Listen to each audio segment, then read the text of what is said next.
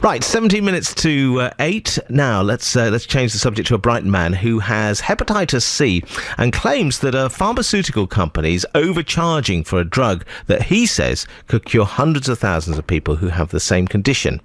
Harvorni has been given draft approval by NICE, the Health and Care Excellence people, which means that it's down to clinical commissioning groups now to decide whether it should be prescribed in their area. He claims the company is charging £35,000 for the whole of the treatment to recoup its costs, when he says that each course would actually only cost £100 to make, so that is just pretty immoral. We'll speak to John in the studio in just a second, but first, here's Joe with the facts about Hep C. Hepatitis C is a virus that infects and damages the liver. It was first identified in the 1980s. It's transmitted by contact with the blood of an infected person, generally through a direct blood-to-blood contact, things like sharing razors or toothbrushes, sharing unsterilised needles, or from a blood transfusion. Since 1991, all blood in the UK has been tested to make sure this doesn't happen, but it is a risk if travelling abroad. Nearly half of people who inject drugs in England have hepatitis C. The early symptoms are a bit like flu, so many people don't realise they have Hep C until years later when the livers become badly damaged. It's estimated around 215,000 people in the UK have chronic hepatitis C, but it's much more common in other parts of the world like Africa and in the Middle East. There's some background. John joins us now. Hello. Hello. I suppose the really good news about this story is that this thing seems to work. Exactly. It's fantastic news. Basically, it's a wonder drug. It turns hepatitis C into something much more like the kind of disease that we deal with all the time that can be dealt with a course of antibiotics. The treatment takes between 6 and 12 weeks. You take one pill a day. There's almost no side effects, about the same level of side effects as you get at taking a course of antibiotics from the doctor, and 99.9% of people are cured. It's a miracle. And you never get it back. You never get it back. Well, you can catch it again. Yeah, sure. But the alternative is living with something ongoing. Absolutely. I've been living with it now for 2.5 years. I found out I got it when I went for a routine blood test, which I do as a gay man regularly anyway. I don't know how I got it. I found out I was infected. That was 2 years ago. Around about a year ago, and this is quite a common pattern, I began to find myself getting tired very easily. And by last Christmas, I was so exhausted and unable to work all of the time that I decided to opt for the existing treatment, which is interferon.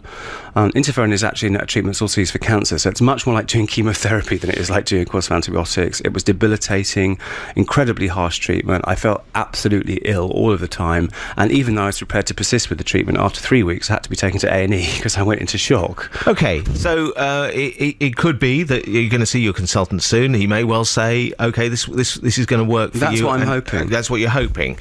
The cost is... It's interesting, isn't it? I mean, £35,000. What do you actually think about the cost of treatment? Well, obviously, drug companies have to recoup the cost of making drugs, and it costs about £1 billion to bring a drug to market. That's partly because we insist that drugs are approved both by the FDA in America and by Europe as well too. If we were to only go for one or the other, that would halve the cost automatically. So it's very expensive to bring drugs to market. That means that they do have to charge a lot more than the cost of production. But there's a huge difference between £100 and £35,000, and that's what Gilead is trying to get at the moment. £100 is basically like the raw material cost. Yeah, that's how much. Yeah, that's how much making the pills costs. Yeah, but of course, you know that they. Well, you said it yourself. They've had years and you've got to think about all the other drugs that which don't work, that they've also plowed money in. So they've got to get their money back. But imagine if that had been our attitude during World War II when penicillin was first discovered. If we hadn't said, no, of course the company's got to make a profit, but we'd allowed them to maximise profit, there would have been literally millions of people who died. There are millions of people who have Hep C worldwide. In this country, as you just heard, there are at least 200,000 people. Those people will in time go on to develop debilitating illness. They won't be able to work. They'll go on benefits because they don't have the energy to be able to work, and they may well get liver cancer, so it could cost a fortune. We have been speaking to Gilead, the company, who didn't want to come onto the programme live. That's a surprise, isn't it? I take your point. They said, here's the facts. We invest $50 billion in development of this sort of drugs and have done over the last 20 years. $50 billion. The majority of the drugs that we investigate actually fail. So this is a drug which is so innovative, it actually, ends an illness. So therefore, you've got to You've got to. I mean, I'm not going to quote them word of for word. Of course you have. No, you're right. They have to make money. They have to make money. So paragraphs and paragraphs. Yeah. But basically, it's a one-off rather than treatment that can go on for the rest of their life. So they're saying value for money. It stacks up. Exactly. In that sense, for me, it's certainly going to be value for money if I get it. I want it. But you have to remember, if there are 200,000 people in this country with it, 200,000 times 35,000 is almost the whole of the NHS budget for a year. Therefore, it's not really realistic to expect that's going to happen. So something's got to be done about it. Right. Okay. And you're just keeping your fingers crossed. I am indeed. Your particular consultant says. Absolutely. I'll find out in April. Right. Thank you very much indeed for raising it. Anyway, it's very difficult, isn't it, to see where. I mean, you sympathise with everybody who wants to, and there'll be thousands of people who would want to take this drug. But at 35,000, it's a lot of money for the NHS. If you want to comment about that, 81333, start your text with the word radio. Maybe you know someone with Hep C, or maybe you do as well, rather like John here. It's 11 minutes to 8, BBC Sussex. The headlines now. A Brighton man who has hepatitis C claims a pharmaceutical company's overcharging for a drug which could cure hundreds of thousands of people. Harvorni has draft approval from NICE, but John Mumford says the company, Gilead, is charging way over the odds for the treatment. It's very expensive to bring drugs to market. That means that they do have to charge a lot more than the cost of production. But there's a huge difference between £100 and £35,000, and that's what Gilead is trying to get at the moment. Right, 90 minutes to. This morning we have been looking at, a tricky issue of how much pharmaceutical companies should charge when they've discovered a drug that can actually change the lives of hundreds of thousands of people. And earlier we were speaking to John Mumford from Brighton, who has hepatitis C and believes that £35,000 price tag for the new drug, which actually cures 99% of sufferers, is far too expensive. Harvorni is the drug, and it's been given draft approval by the National Institute for Health and Care Excellence, which means it's now down to local commissioning groups to decide whether or not they can afford to prescribe it. Gilead is the company, the drugs company. They say it's a cost-effective solution for the NHS because it actually works, and it means there's not ongoing care. Let's talk to Mark Ward from Peacehaven. He's a haemophiliac who was infected with Hep C through a blood transfusion. Hello, Mark. Thanks for coming on. Good morning. Hi. Thank you for asking me. I mean, when did you actually hear about the news of this drug, Harvorni? We've actually been listening out because we knew there was rumours. There was another drug that was also hoping to be unveiled and rolled out across the country, but the Department of Health held that back. I think it was because of finances. So there's been a few things on the horizon, and our doctors do sort of say to us there are new drugs coming along. But any kind of advancement like what is being talked about here is definitely very, very welcome. How about this then? 99% of a cure of Hep C. I mean, that must be music to your ears. I would say yes, and if they are right, then I think that they are absolutely wonderful. But I don't want to sound to be too down on this, but the word cure is very, very strong. And as a haemophiliac, with the haemophilia community, we were infected well over 30 years ago. So this new drug is focused on newly diagnosed patients. So as soon as you get a diagnosis, if you get this treatment, then it sounds absolutely brilliant that it can eradicate it. But for us guys, you can't turn back the clock. The harm has already been done. It's been there for years.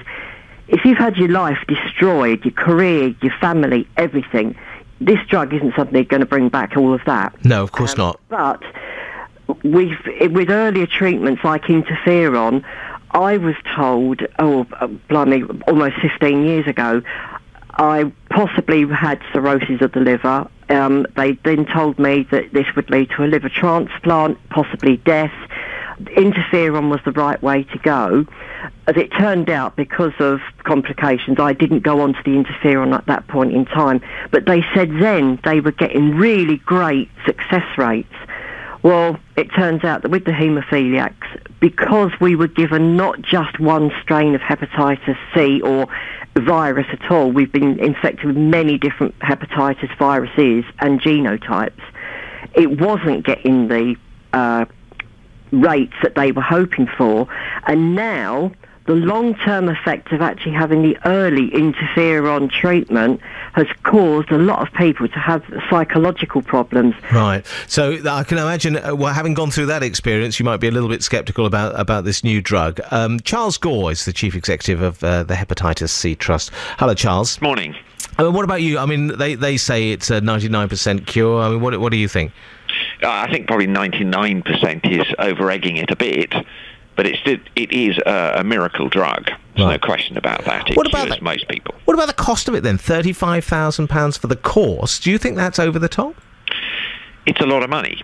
But in this country, we decide on whether things are a value for money through NICE, on whether it's cost effective. And in the preliminary, the draft guidance, NICE is saying it is cost effective.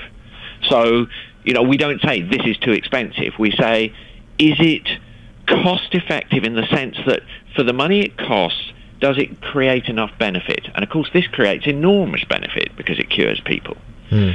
So we'd love it to be a lot less.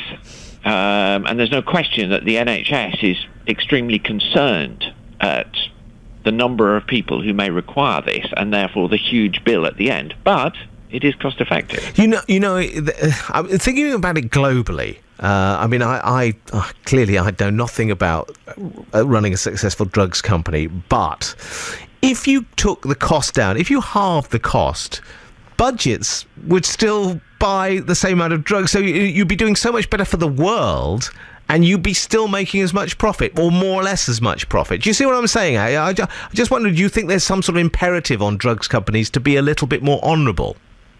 Well, you have to remember that Gilead have actually put in place an access program. So for many countries in the world, I think over 90, they're offering this drug at a fraction of what we're paying for it. Okay. So in a sense, we're subsidizing the drug for many of the developing countries. And maybe that's a good thing in some respects. But still, it's a big problem for us, because if it means that the drug is rationed here, that's going to be a disaster. Well, it may be the first health case where people go abroad for their treatment instead of coming from there to the NHS here. I think I'll go to some third world where I'll be able to get it much cheaper. Anyway, fascinating subject. Thank you, gentlemen, very much. Very interesting to get your comments. Charles Gore from the Hep C Trust, Mark Ward from the organisation Tainted Blood, which supports people who got Hep C through their treatment for haemophilia.